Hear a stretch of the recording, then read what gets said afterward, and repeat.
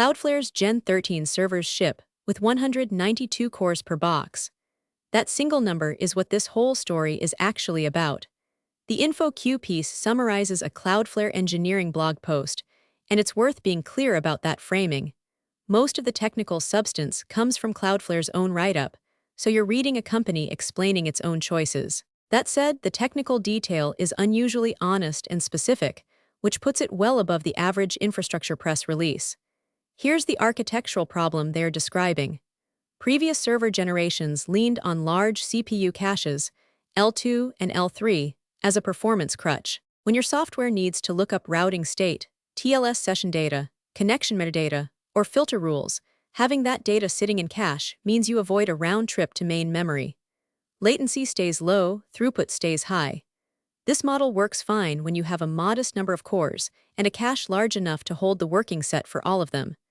The AMD EPYC Genoa processors in Gen 13 break that assumption in a specific way. They pack far more cores onto the die, but the cache per core ratio drops.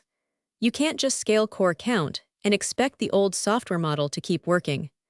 The cache that used to absorb your data access patterns is now too small, relatively speaking, to cover the working set across 192 cores. If you don't change anything at the software level, you get cache thrashing, cores competing for the same cache lines, constant evictions, and latency spikes that eat into the throughput gains you were hoping to get from the extra cores.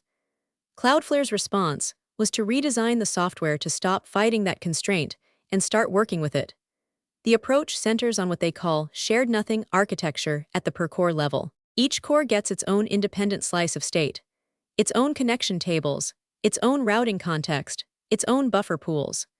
Connections are pinned to specific cores using receive-side scaling and CPU affinity, so a packet that arrives on core 47 stays on core 47 for its entire processing lifetime. There's no cross-core locking, no shared mutable state that requires coordination. The working set for each core is small enough to fit in that core's local cache, and you stop needing the large shared L3 to bail you out. This isn't a new idea in systems programming.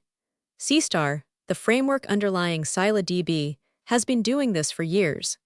DPDK-based networking stacks operate on the same principle. What's notable here is Cloudflare applying it at the scale of their global edge network, across every PoP, handling HTTP, DNS, TLS termination, workers execution, and their entire DDoS mitigation pipeline simultaneously.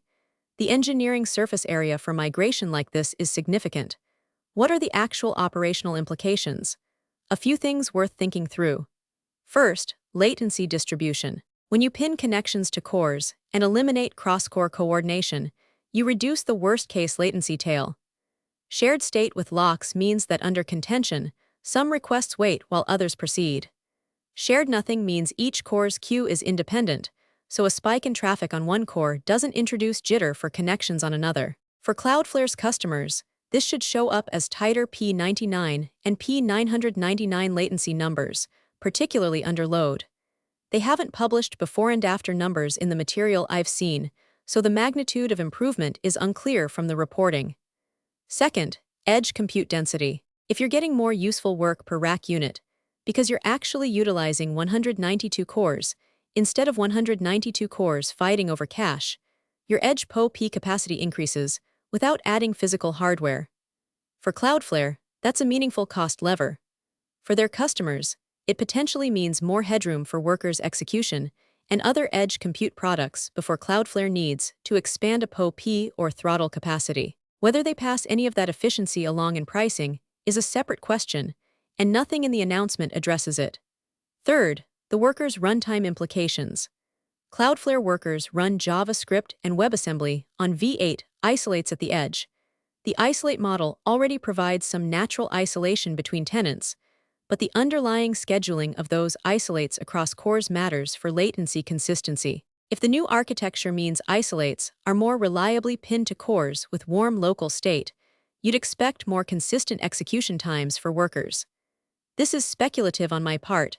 The engineering post focuses on the network processing layer, and the workers' runtime interaction is unclear from the reporting.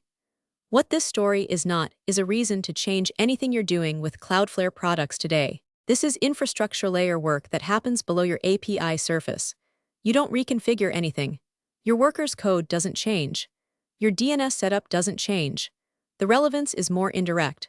If you're making architectural decisions about where to run latency-sensitive workloads, Cloudflare's edge is getting more capable at handling high connection count, low latency scenarios, and that's worth factoring in. There's a broader lesson here that's applicable if you're running your own infrastructure on modern high core count CPUs. The EPYC Genoa and similar processors, including AMD's Milan X line and Intel's Sapphire Rapids, with their different cache topologies, do not behave like scaled-up versions of the 16-core servers from 5 years ago. If you took existing software, dropped it onto a 128-core or 192-core machine, and wondered why you're not getting linear throughput scaling, cache topology is a likely culprit. The tools to diagnose this exist: perfstat with cache miscounters, numectal for NUMA topology inspection, and profiling with hardware performance counters to see where cycles are actually going. The fix usually involves some combination of data structure redesign to reduce working set size, thread affinity to keep related work on the same NUMA node, and eliminating shared mutable state between threads wherever you can. For teams running databases, message queues, or high-throughput proxies on bare metal or large cloud instances, this architectural pattern is worth revisiting. ScyllaDB's documentation on their shared nothing model is more detailed than most vendor content and gives you a concrete reference implementation to reason from. If you're on managed services, the hardware generation your provider is running matters less because you're abstracted from it. But if you're provisioning your own EC2 metal instances or colocation hardware, the core count versus cache trade-off is a real variable in your performance model now, not a theoretical concern. The concrete action here: if you're running any latency-sensitive service on modern many-core hardware and you haven't profiled your cache miss rate under production load, do that before your next capacity planning cycle. A high L3 miss rate on a high core count server is almost always a software architecture problem, not a hardware problem, and throwing more cores at it makes it worse, not better.